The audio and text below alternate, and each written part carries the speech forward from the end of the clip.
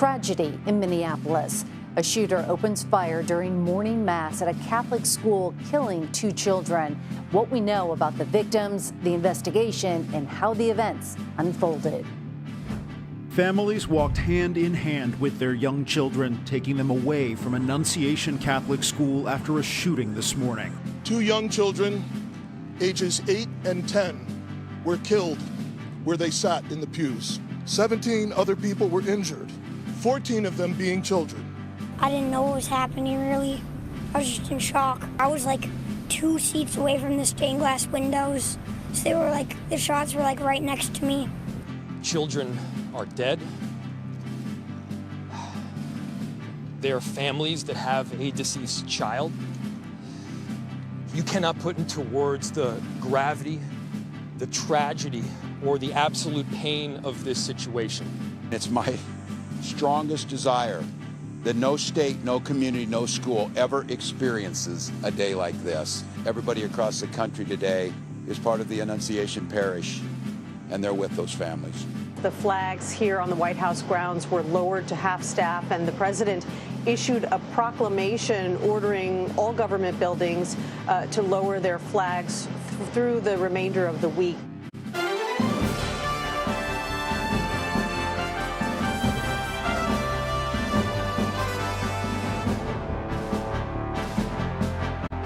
Hi, everyone. Thank you for joining us. We begin with the deadly shooting in Minneapolis. 2 children were killed and 17 more people were injured. Police say all the injured are expected to survive.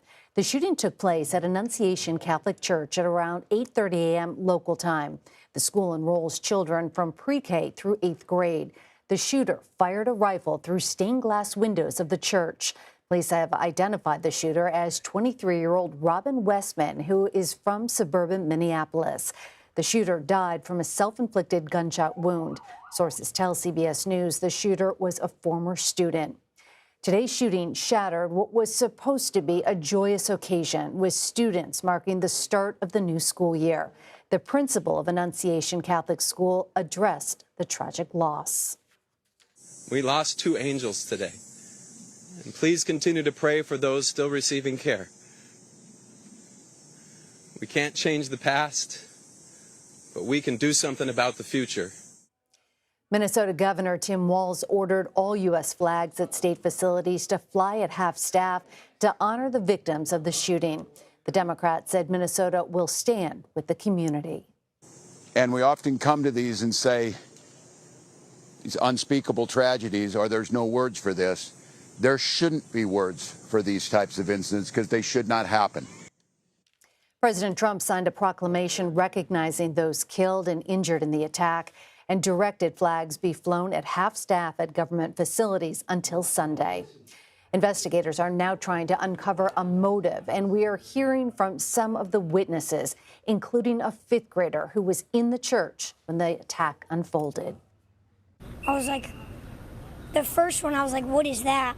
I thought it was just something. Then when I heard it again, I just ran under the pew. And then I covered my head. My friend Victor, saved me, though, because he laid on top of me, but he got hit. Your friend laid on top of you? Yeah, and he got hit. We have CBS News team coverage on this story. National correspondent Lana Zak is on the scene in Minneapolis. Senior coordinating producer for CBS News Crime and Public Safety Unit Anna Schecter is here with me on set. And White House reporter Aaron Navarro is following reaction from the Trump administration. We want to begin with Lana. Lana, earlier today, the mayor called this a heinous act. What have you learned about what happened today? Absolutely. It was just so horrible. I'm hearing. Sorry, Meg. It did seem like there was an announcement from the police just now. I wanted to listen to that. But here's what we know happened today. The shooter outside of the church at the same moment that students were starting to enter for morning mass. This was just their 3rd day of school. Many of them already seated. We learned that some of them were still making their way down the aisle and into the pews. And that's when the shooter started firing those bullets through the stained glass window into those pews. 2 children, just 8 and 10 years old, were killed on the scene. There were a total of 17 people that were transported to area hospitals. 14 of them were just children. 3 of them were adults in their 80s. In all of this tragedy, and it has been tragic, Meg, as I know you well know, and our viewers and any parent who is hearing this news understands fully. But just a moment ago, I saw a family walk towards the church, one still wearing his uniform, and the father's eyes were so red. It is so tragic. It is so hard to hold all of this tragedy, this sadness, and this community is being asked to do that today. There are 14 children that were transported to area hospitals. They are now expected to make it, so that gives us some hope in this moment of grief, but it is still so difficult to contend with victims this young, and the school ran from pre-K to 8th grade, who have to either suffer the loss of their friends or for those families who will never have their children come home. Lana, so many families, their lives were changed in an instant. Have we learned anything else about the 8-year-old and 10-year-old who were killed? We are still waiting additional details, and we do know that that their families have been notified. We saw some signs from the classmates of those children as they passed by here just moments ago.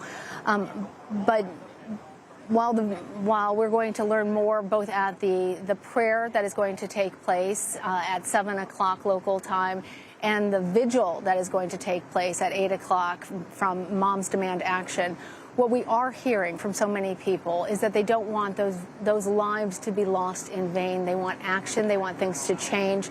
And as we heard from the governor, there are no words that make any of this feel better.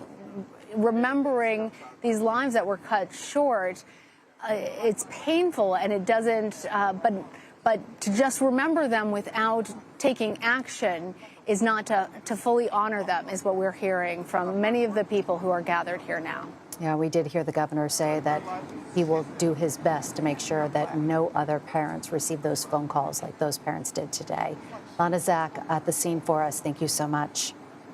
Anna Schecter joins me now. She's the senior coordinating producer for CBS News' Crime and Public Safety Unit. Anna, thanks for being here. You've been working your sources all day. What more are we learning about the shooter? Well, we've learned quite a bit in the last few hours just about how disturbed this individual was. This person had multiple writings, pages and pages of writings at home, and the person filmed themselves reading those writings and filing through, and actually timed posting of those videos of what police call a manifesto to post today, the day of the attack. We also know that the shooter attended this school and that the shooter's mother worked at the school up until 2021. So we're piecing together this connection with the school. We also know the shooter made a drawing from memory of this church, so was very familiar with this location. And now we do know that that video was taken down. That's right. That was taken down. What do we know? What kind of weapons did the person have? Pistol, shotgun, and a rifle. All 3 weapons were used in this attack today. Just an even more horrific detail.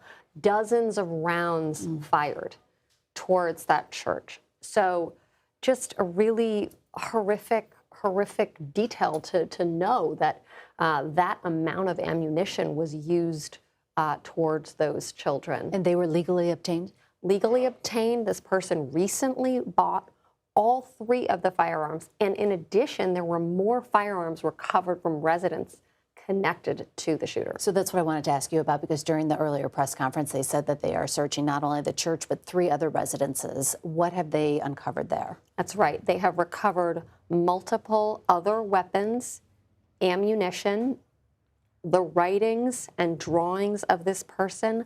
Police have called the writings a manifesto, suicidal manifesto, purporting to have grievances against certain demographics of people. So it wasn't just grievances towards this school, but it was actually others. Just a very disturbed individual who had mental health issues. And even in the writings, this shooter mentioned that the family was aware of those mental health issues. Anna Schecter, thank you so much. We know you'll stay on top of it and bring us the very latest. We want to turn now to CBS News White House reporter Aaron Navarro. Aaron, thank you for joining us. How is the White House responding to the shooting? Meg, here at the White House, all government buildings and on military posts and ships, American flags are flown at half-staff, and they will be that way until August 31st, this Sunday, after President Trump signed a proclamation. In a Truth Social post, President Trump talked about how he has been fully briefed on the shooting in Minneapolis, said the FBI quickly responded and they are on the scene and that they will continue to monitor the situation. He added, quote, "Please join me in praying for everyone involved." Vice President Vance had a similar post saying that he would be monitoring it throughout the day. Elsewhere in the administration, FBI Director Kash Patel said that they are investigating the shooting as an act of domestic terrorism and a hate crime targeting Catholics, though it's important to note that officials on the ground in Minneapolis have said that there is no clear motive yet behind the shooting. And Aaron, do we know any more about the conversation that the president had with Governor Tim Walz about the shooting? Yeah, one source says that President Trump, quote, called to offer his condolences to the people of Minnesota, and Governor Walz thanked him for his support. Governor Walz also told reporters about the call that Trump pledged to support the state with whatever they need, which Walz appreciated.